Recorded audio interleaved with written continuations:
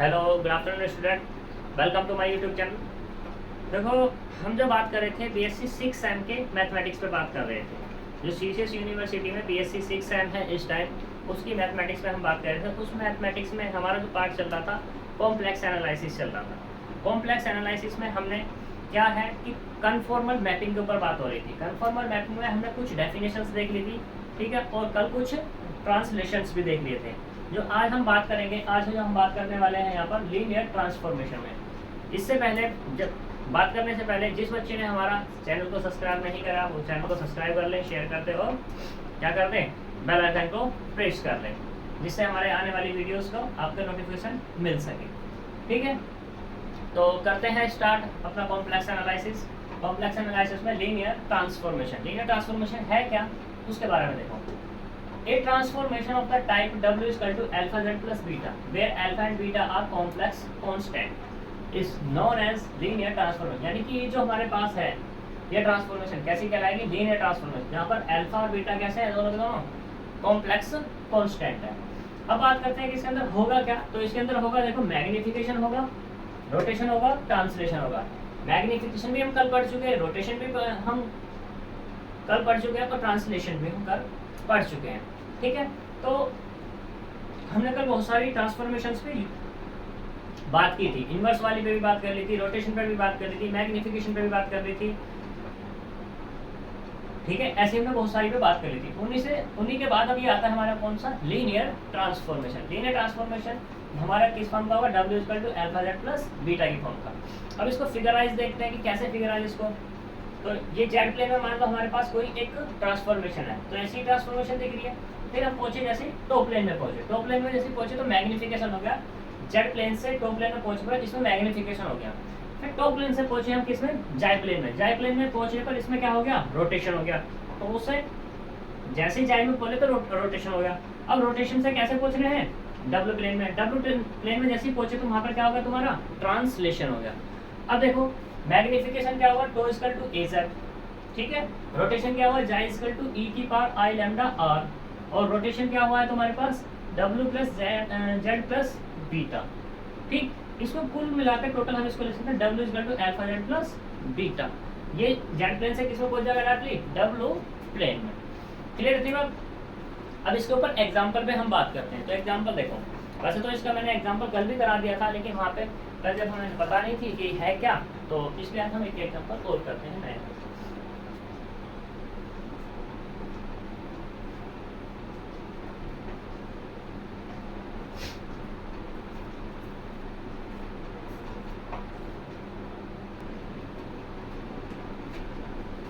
देखो स्टूडेंट, ये हमारा यहाँ पे एक क्वेश्चन है, इसके बेस पर हमारी जो डेफिनेशन थी अभी वो हमारी क्लियर हो जाएगी।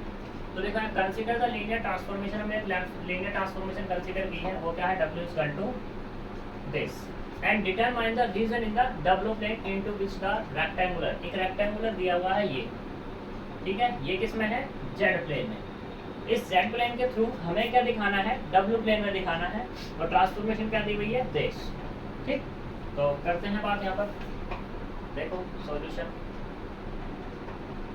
तो गिवन क्या है अपने पास, गिवन है W equal to 1 plus I Z plus 2 minus आई।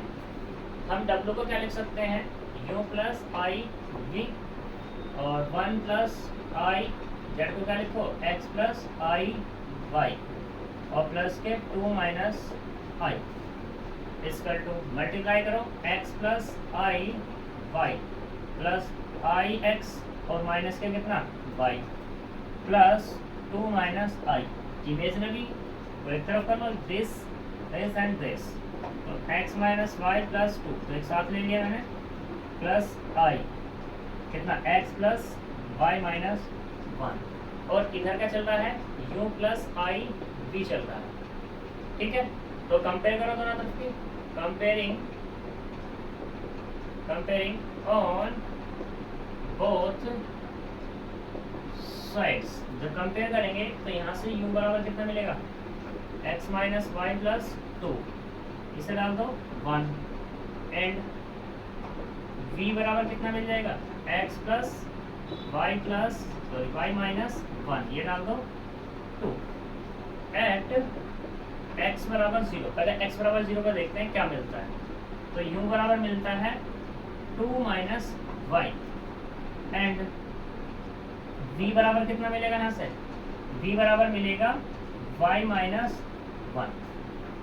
ठीक, दूसरा एट y बराबर 0। अब y बराबर 0 पर देखते हैं।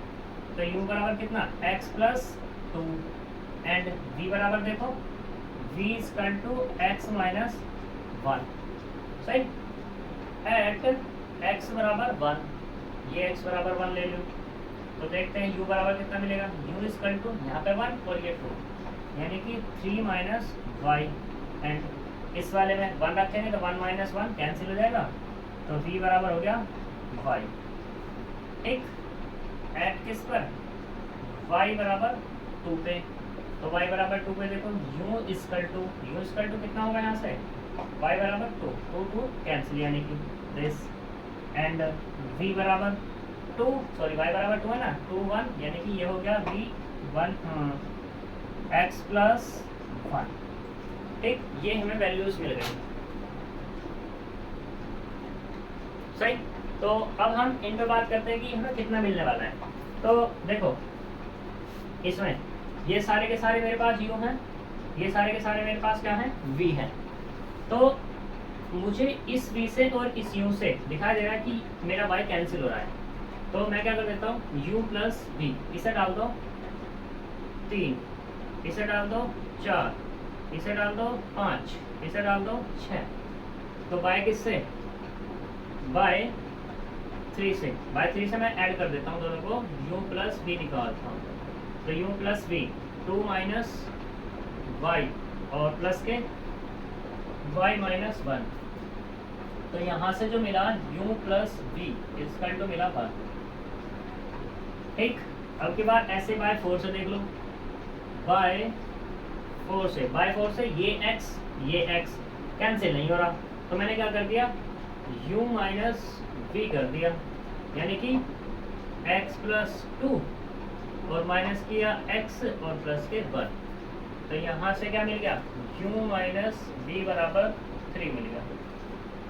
सही, अब 5 से देखा जरा, माइनस वाई प्लस वाई, तो बाई किससे, 5 से, तो u प्लस v कर लो, u प्लस v, तो कितना मिल जाएगा यहाँ से, ये मिलेगा 3, डायरेक्ट लिख दिया मैंने। बाय 6 से, बाय 6 देखना जरा, कैंसिल आउट करो, तो यहाँ से कितना आएगा, u minus v equal to u यानी कि x माइनस के x और माइनस 1। तो यहाँ से मिला u minus v equal to minus के 1। ये हमारे पास क्या मिल गए, इनके सॉल्यूशंस मिल गए।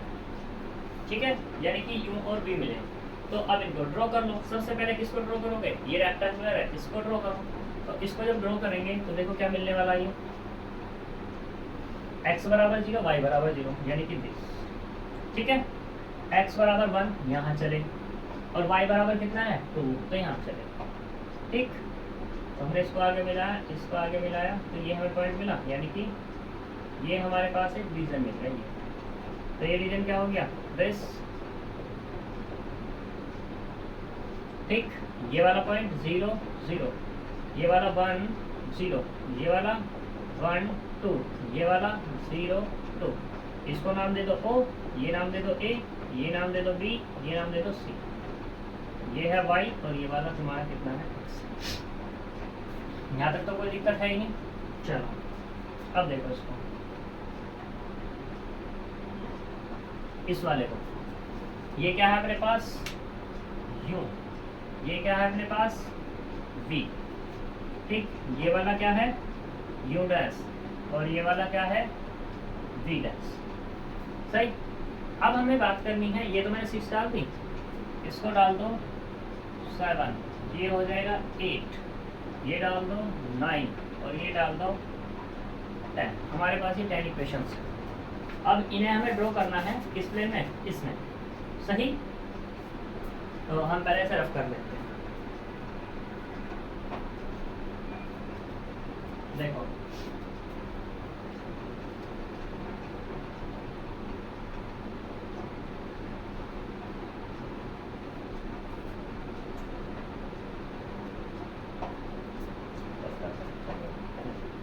बाय किससे 7 से,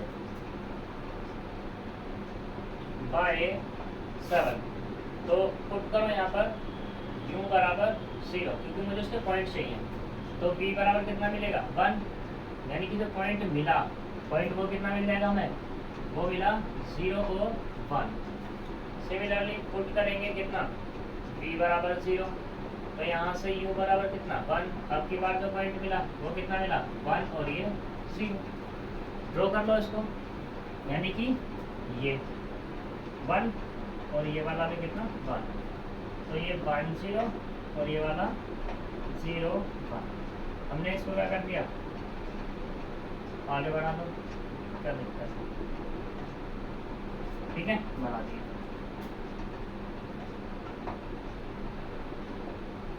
सही। अगली बार बाई 8 से, बाई कितना 8, तो पुट करो कितना u बराबर 0, तो यहाँ से v की वैल्यू -3, तो यहाँ जो मिला है पॉइंट वो कितना मिल गया, ये मिला 0 और -3। फिर से पुट करो v बराबर 0, जब v बराबर 0 पुट करेंगे तो यहाँ से u बराबर कितना मिल जाएगा आपके पास, u बराबर मिलेगा 3, तो यहाँ से जो पॉइंट मिला है वो कितना मिल गया 3 और 0। ठीक, बाय किससे 9 से बात करते हैं। फिर से वही केस, पुट करो कितना u बराबर 0, तो v बराबर कितना 3, यानी कि पॉइंट मिला अपने को 0 3। पुट करो कितना v बराबर 0, तो u बराबर कितना 3, तो यहाँ से पॉइंट कितना मिला 3 और ये 0, इनको यूज़ कर लो 3 3, तो ये वाला 1 और ये वाला 2। इसको थोड़ा सा और आगे बढ़ा दो, तो कह सकते हैं ये 1 ये वाला 2, यानी कि ये पॉइंट मिला 0 3 और ये वाला कितना 3 0। इसको यहाँ मिला दो। ठीक, अब किससे बाय कौन सा हो गया, अच्छा ये वाला हो गया। अब उस वाले पॉइंट पर बात करते हैं, तो 3 0, यानी कि 3 ये वाला, ठीक है, और माइनस 1 2 और ये 3। ठीक, इसको मिला देंगे इससे, ये पर पहुंच गया अपना, पहुंच गया। अब बात करते हैं किससे 10 से, बाय 10 पुट u बराबर 0, तो v बराबर कितना -1, तो यहाँ से जो पॉइंट मिलेगा 0 -1।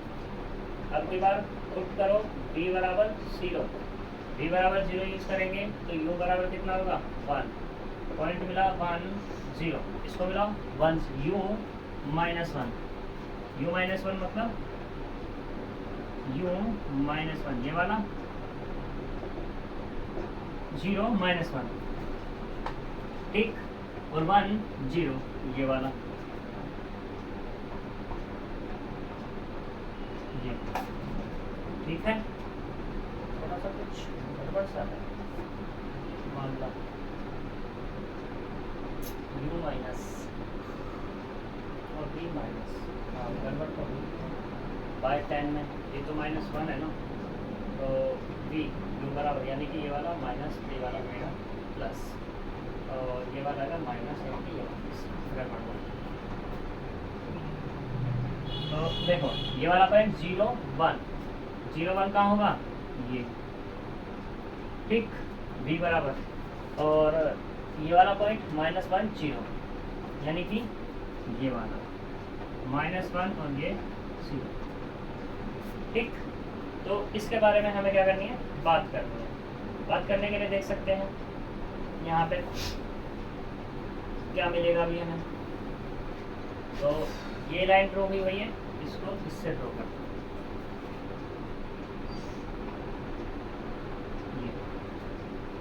ठीक। अब जो है 0 3 और 0 -3, देखना कहीं और दिक्कत है कहीं, u और ये u plus v 1, u minus v 3, u plus v 3, u minus v minus v 3।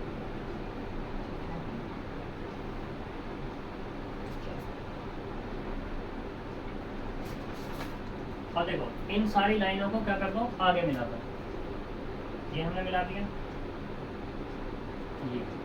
तो हमारे पास एक ये वाला पॉइंट कौन सा है, ये वाला है हमारे पास। कहाँ से, 0 - 3, 0 और -3 मिला। तो ये क्या हो गया हमारे पास इक्वेशन, ये वाली, ये हो गई u - v = 3। ठीक, अब देखो कट कहाँ हो रही है, यहाँ पर ये हो रही है, तो यानी कि ये रीजन बन जाएगा अपना ये वाला। ठीक, ऐसे ही इसको आगे मिलाओ तुम, ये वाला ये मिला दिया, ये। ठीक, तो अब हमारे पास क्या है, अगर मैं यहाँ से कोई लाइन खींचूँ ऐसे, तो मिल जाएगी इसके पैरेलल ये वाली। ठीक, क्योंकि मुझे रीजन चाहिए। अगर मैं इस वाली लाइन को लेता हूँ तो मुझे कोई रीजन नहीं मिल पाएगा, तो इसलिए मैंने क्या किया, इसके पैरेलल यहाँ से ये लाइन ले ली। तो क्या हुआ, ये मेरे पास रीजन मिला, ये हुआ कितना, ये वाला। या तो u - v = -1 कह दो, या ऐसे कह दो v - u = 1 कह दो। ये वाली लाइन कौन सी है हमारी, ये है u + v = 3 वाली, और ये हमारी हो ही चुकी है। ठीक है, इसमें तो कोई दिक्कत वाली बात है ही नहीं। तो यहाँ पर हमारे पास जो रीजन मिला वो कौन सा रीजन मिला, ये सारा का सारा रीजन है हमारे पास।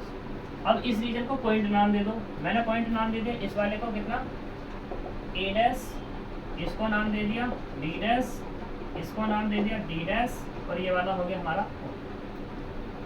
ठीक, अब जो हमारे पास ये पॉइंट आए हैं, एक रीजन हमारे पास a b c है। ये जो a b c किस में प्लेन में था, ये था हमारे पास z प्लेन में, और ये हमारे पास किस में है, w प्लेन में। ये किस में हमारे पास, w प्लेन, ये z प्लेन और ये w प्लेन। जैसे z प्लेन से w प्लेन में गया, तो यहाँ पर जो हमारे पास a पॉइंट था उस वो किस में बदल गया हमारा, a' में। जो हमारे पास b था, b किस में चेंज हो जाएगा, वो हो जाएगा हमारे पास b' में। और जो हमारे पास कितना था, c था, वो किस में चेंज हो जाएगा, d'। ये हमारे पास इसमें चेंज हो जाएंगे। अब अपनी सुविधा के लिए तुम इसको c भी कह लेना, क्या दिक्कत है, तो यहाँ पे c' क्या दोगे तुम। ठीक, जैसे ही इसमें क्या तुम वहाँ पर। अब देखो इसमें क्या क्या हो रहा है, रोटेशन हो रहा है या नहीं हो रहा, इसकी अगर मैं बात करूँ, ये तो एक एंगल है। देखो इसमें पहले क्या था, ये हमारे पास फिगर ऐसी थी इस तरीके से, अब इसमें क्या हो गई, ये ऐसे हो गई। पहले किस प्लेन में थी, फर्स्ट क्वाड्रेंट में थी, अब किस में पहुंच गई है तुम्हारी, किस में पहुंची है, ये फोर्थ में भी पहुंच गई, फर्स्ट में भी पहुंच गई और सेकंड में भी होगी। ठीक है, मैग्निफिकेशन भी होगा, रोटेशन भी हो गया, ठीक है, और ट्रांसलेशन भी होगा। ट्रांसलेशन किसका, इसका इसमें हो गया ट्रांसलेशन। ठीक है, रेक्टेंगुलर की तरह की, सही। तो यहाँ पर क्या होगी, तुम्हारी लीनियर ट्रांसफॉर्मेशन का ये एक एग्जाम्पल है अच्छा सा, सही। अब अगर बात करें हम किसकी, कि भाई कितना मैग्नीट्यूशन है, क्या है, वगैरह वगैरह, ये चीज। तो हमारे पास W था, W कितना था, ये था 1 + I और ये Z, और प्लस के कितना 2 - के I, और मैंने रियल बताया था तुम्हें कितना, अल्फा Z प्लस बीटा के बारे में। अब तुम यहाँ से देख सकते हो कि अल्फा कितना है, Z कितना है, वगैरह वगैरह। तो अगर देखना चाहो तो देखो यहाँ पे कितना है, 1 + I, इसका अगर मैं मॉडुलस ले लूँ, मैग्नीट्यूड निकालूँ तो कितना आएगा, √2। ठीक, अब ये आ गया हमारे पास कितना, √2। और अगर हम क्या लेना चाहें यहाँ पर, बीटा अगर लेना चाह रहे हैं, रोटेशन अगर की बात करो, रोटेशन तो कितना हो जाएगा यहाँ पर रोटेशन, तो देखो 2 - I इसका तो कितना कह दूँ, x r cos थीटा और प्लस के y r cos थीटा और r sin थीटा।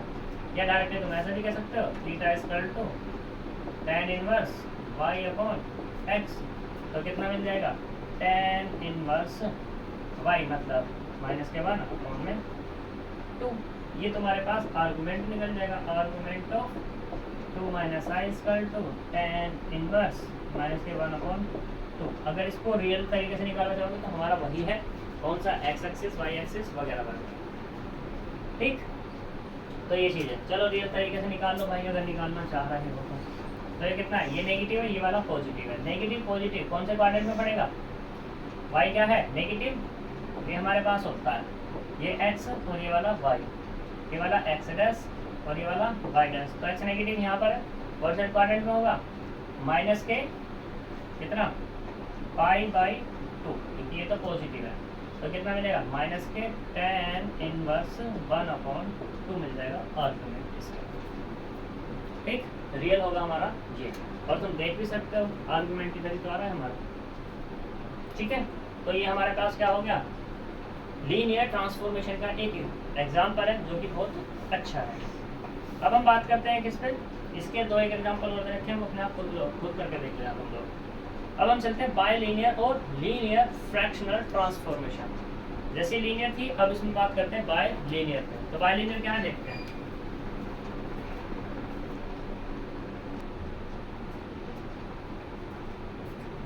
देखो अब बात करते हैं हम यहाँ पर बायलीनियर ट्रांसफॉर्मेशन। बायलीनियर ट्रांसफॉर्मेशन या फ्रैक्शनल ट्रांसफॉर्मेशन। फ्रैक्शनल मतलब जानते हो तुम क्या, कुछ को डिवाइड करना, फ्रैक्शनलाइज करना।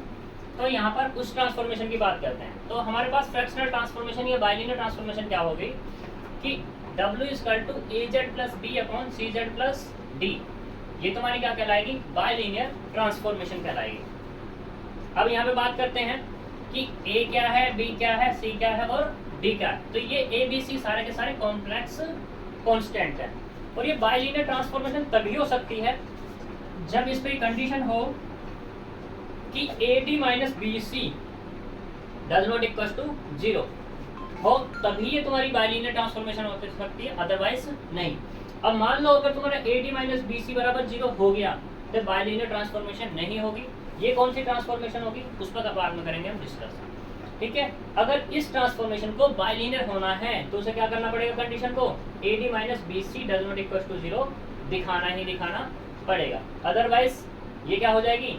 अगर ये नहीं है, ठीक है, तो मान लो अगर 0 हो गया तो क्या हो जाएगा, ये बायलीनियर नहीं रहेगी। दूसरा केस, अब हम बात करते हैं यहाँ पर कि AD - BC की बात कर दी, तो इसमें कुछ केसेस आएंगे। कुछ केसेस कैसे आएंगे, जैसे मान लो AD - BC = कितना 1, the transformation is said to be normalized. यानी कि अब इस ट्रांसफॉर्मेशन को क्या कह देंगे, नॉर्मलाइज कह देंगे जब AD - BC बराबर कितना हो जाए, तुम्हारा 1 हो जाए।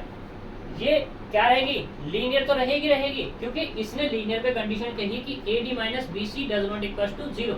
इसने ये नहीं कहा कि 1 नहीं है, -2 नहीं है, -3 नहीं है, वगैरह वगैरह। इसने सिर्फ कंडीशन कही कि 0 नहीं है। जब 0 नहीं है तो 0 की जगह हम कुछ भी ले सकते हैं, जो मन हमारा करे। ठीक, अब इसने क्या किया कि इस 0 की जगह क्या ले लिया, AD - BC = 1 ले लिया। तो जब ऐसे ही 1 लिया तो ये जो हमारी ट्रांसफॉर्मेशन है इसका नाम क्या हो जाएगा, नॉर्मलाइज्ड। ठीक है, अब बात करते हैं यहाँ पर इसी के बारे में। तो ये W है, इस W को हमने ओपन करके लिख लिया, ये मल्टीप्लाई कर ली इसकी इधर और इसको इधर गया। तो CWZ - के DW - AZ - B = 0। तो ये हमारी बायलीनियर ट्रांसफॉर्मेशन है। इसको हम क्या कहेंगे, मोबियस ट्रांसफॉर्मेशन भी कहते हैं। यानी कि अब इसको मोबियस ट्रांसफॉर्मेशन भी बोल सकते हैं। सही, अब देखो बात करते हैं किससे, यहाँ से कितनी बात होगी क्लियर यहाँ पर। अब हम निकालते हैं यहाँ इस W से Z की वैल्यू निकालते हैं। तो Z बराबर क्या निकला, मान लो Z बराबर तुम्हारा ये निकला। जब सोल्व करोगे तो आएगा भी यही निकल के। तो ये जो Z आया है इस ट्रांसफॉर्मेशन का क्या कहलाएगा, इनवर्स। और इसको जो डिनोट करेंगे किससे करेंगे, T इनवर्स से डिनोट करेंगे। इसको लिख सकते हैं T इनवर्स W = Z - के DW + B/CW - के A। ये तुम्हारी क्या हो जाएगी, इनवर्स ट्रांसफॉर्मेशन हो जाएगी।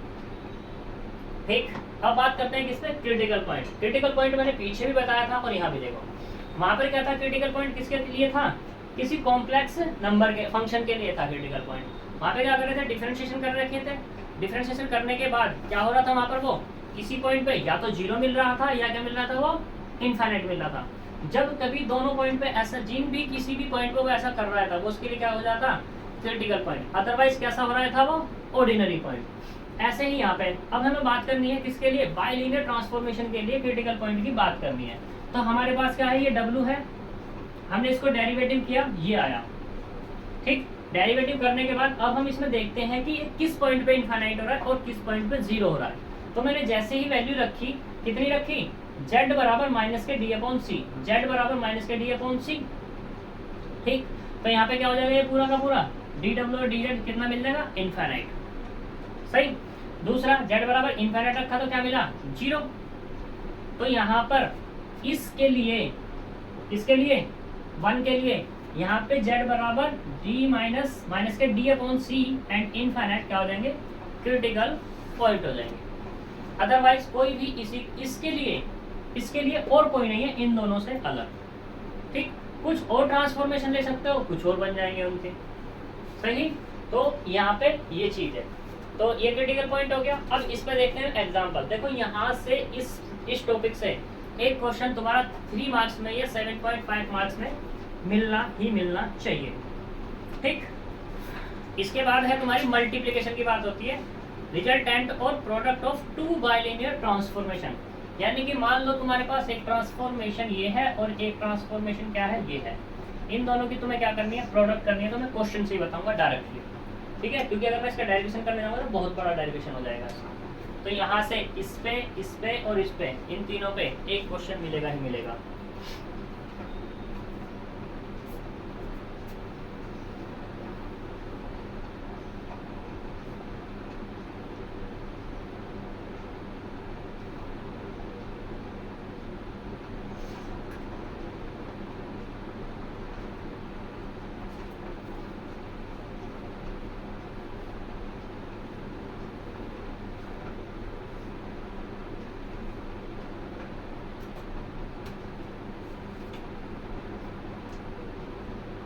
तो देखो यहाँ पे एग्जांपल में बात करते हैं डायरेक्टली।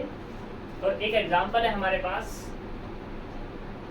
इस एग्जांपल में क्या है, कंसीडर द ट्रांसफॉर्मेशन। हमने ट्रांसफॉर्मेशन कंसीडर की है कि W = T1Z बराबर कितना है, ये है Z plus 2 upon Z plus 3। दूसरी है W = T2Z बराबर Z अपॉन Z प्लस 1। ठीक, हमारे पास ये दो ट्रांसफॉर्मेशन है। तो हमें जो निकालना है, एक तो निकालना है T1 इनवर्स, दूसरा निकालना है T2 इनवर्स। ठीक, तीसरा निकालना है इसमें T1 और ये T2Z, जो प्रोडक्ट मैंने अभी बात की थी। ऐसे ही क्या है कि T2 T1 ये निकालना है। फिर तीसरे में T2 इनवर्स T1Z। ये सारी चीज़ें तुम्हें निकालनी है। इंपॉर्टेंट क्वेश्चन है, इस क्वेश्चन में सारी की सारी चीज़ें पूछ ली गई हैं और सारे के सारे टॉपिक इसमें क्लियर भी हो जाएंगे। तो सबसे पहले बात करते हैं किसके लिए, सॉल्यूशन इनवर्स के लिए बात करते हैं। फॉर इनवर्स, इनवर्स में मतलब समझ जाना, लीनियर ट्रांसफॉर्मेशन जो T1 T2 का इनवर्स निकालना है, यानी T1 इनवर्स और T2 इनवर्स। तो बात करते हैं किससे, बाय 1 से। बाय 1 W बराबर कितना है, ये हमारे पास Z plus 2 upon Z plus 3। Product करो इधर, तो W Z plus 3 = Z plus 2। यहाँ से कितना, WZ प्लस के 3W = Z प्लस 2। तो यहाँ से क्या, इसको Z को इधर लेके आओ, WZ प्लस के 3W माइनस Z बराबर 2 को वहीं रखो। यहाँ Z है, यहाँ पे Z कॉमन करो, तो Z कॉमन किया तो W माइनस 1 मिला और ये 2 माइनस के 3W मिला, उसको उधर भेज दिया। तो यहाँ से Z की वैल्यू जो निकली है वो मिली 2 माइनस के 3W अपॉन W माइनस 1। ये निकल गया इनवर्स किसका, यानी कि Z निकला। तो Z जब निकला है तो ये क्या होगा, T1 इनवर्स कितना हो गया, Z या W, T1 इनवर्स W हो जाएगा। ठीक है,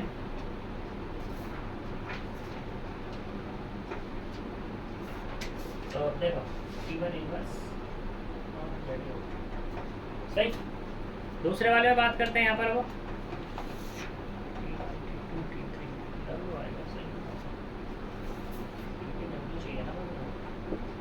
ये बात करते हैं किससे,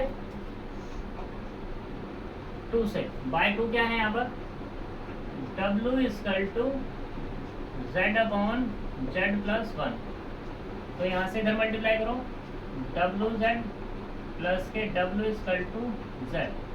तो यहाँ से फिर से कॉमन लेकर उधर Z common, W minus one equal to minus के डब्लू। तो यहाँ से जो मिलेगा जेड की वैल्यू वो होगी W upon one minus W, ये मिल जाएगा। और ये क्या हो गया तुम्हारे पास, ये हो गया कितना टी, ये तो T1 था, ये वाला क्या होगा T2 इनवर्स डब्लू। यानी कि अब यहाँ पे हम बात कर सकते हैं कि T2 inverse W equal to Z equal to W upon one minus W. इसे डाल दो 4 नंबर। अभी हमारे दो आंसर निकले हैं, यानी कि ये आंसर हमारा भी कंप्लीट हुआ। अब मुझे चाहिए T1 और T2 जेड, कितना चाहिए T1 और T2 जेड। तो देखो यहाँ पर नाउ बड़े ध्यान से कि T1 और ये T2 जेड।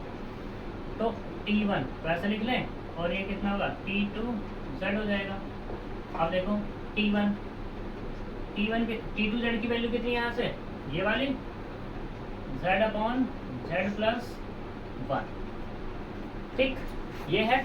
इसको मैं थोड़ी देर के लिए मान लूँ T1 m, क्योंकि m बराबर कितना z upon Z plus one है।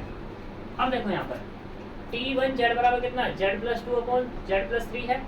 अगर मैं T1 m निकालना चाहूँ, अब मैं यहाँ से निकालना चाहूँ कितना T1 m, तो कितना निकलेगा, यहाँ से z की जगह m रख दो बस, यानी कि m plus two upon m plus three.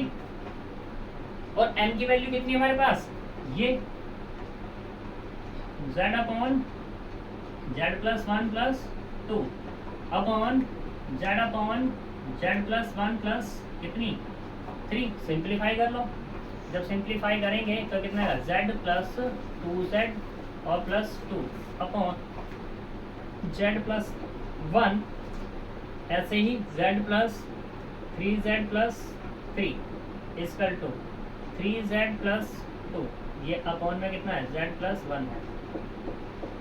इससे कैंसिल हो जाएगा, तो यहाँ से क्या मिल जाएगा, ये मिला three Z plus two upon four Z plus three.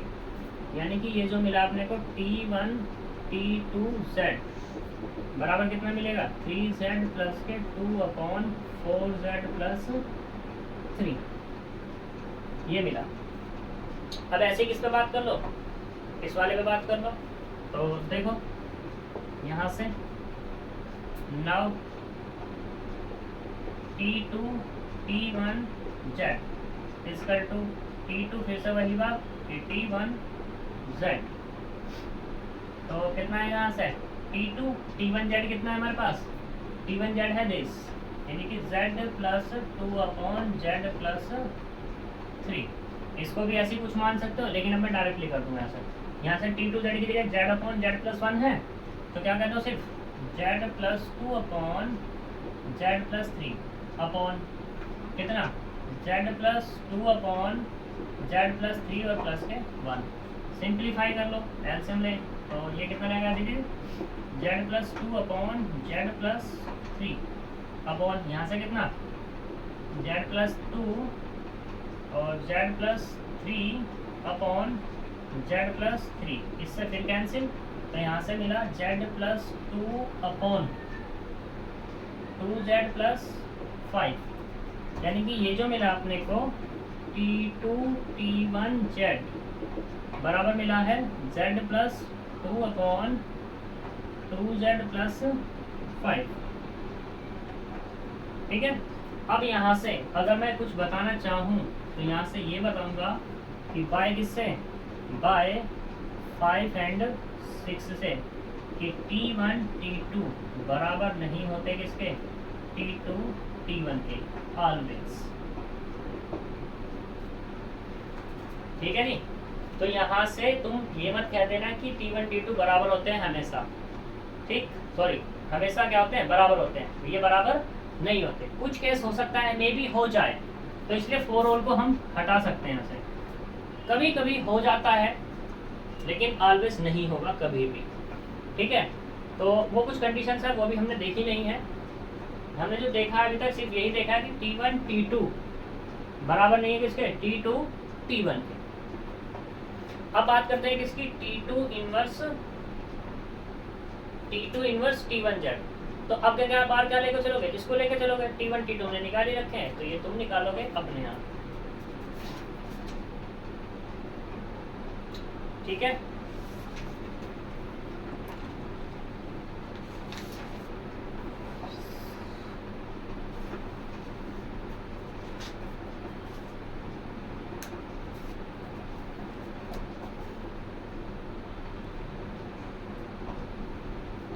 देखो अब हम बात करते हैं equation of a circle through 3 given point. Equation बात करते हैं किस पे, जब 3 गिवन पॉइंट्स हो, उन 3 गिवन पॉइंट्स के थ्रू हम बात करते हैं किसकी, इक्वेशन की। तो देखो लेट कर लो A B C B 3 given points respectively on the complex number Z1 Z2 Z3 respectively.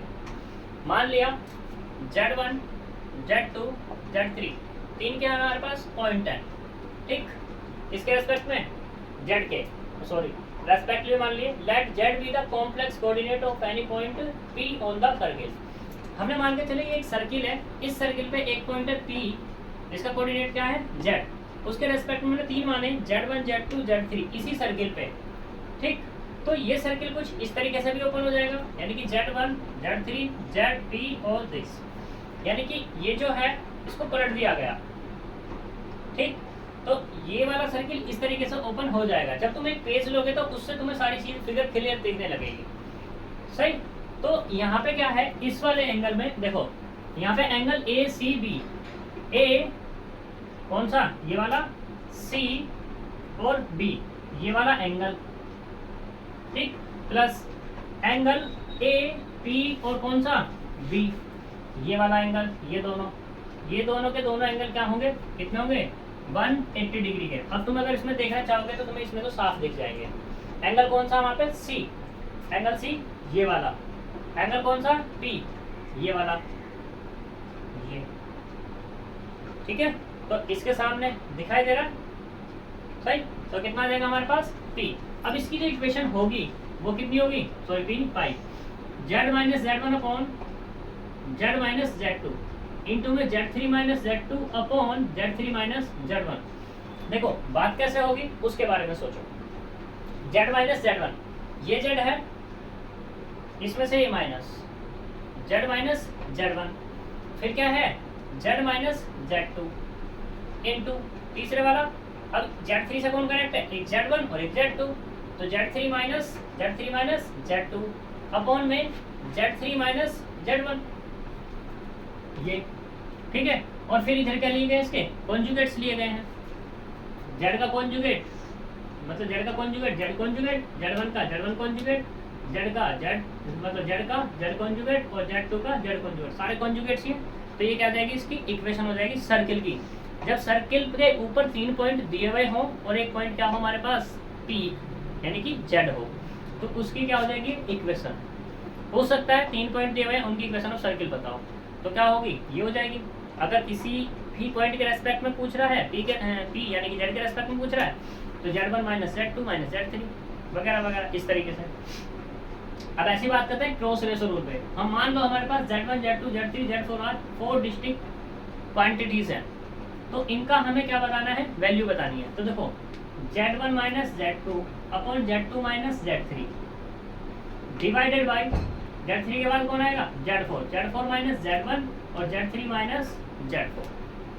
ये कन्वर्ट किसमें हो जाएगा, इसमें Z1 minus Z2 minus Z3, Z3 के बाद Z3 minus Z4 minus Z1, ठीक। तो ये हमारे पास क्या हो जाएगी, क्रॉस रेशो रूल हो जाएगा।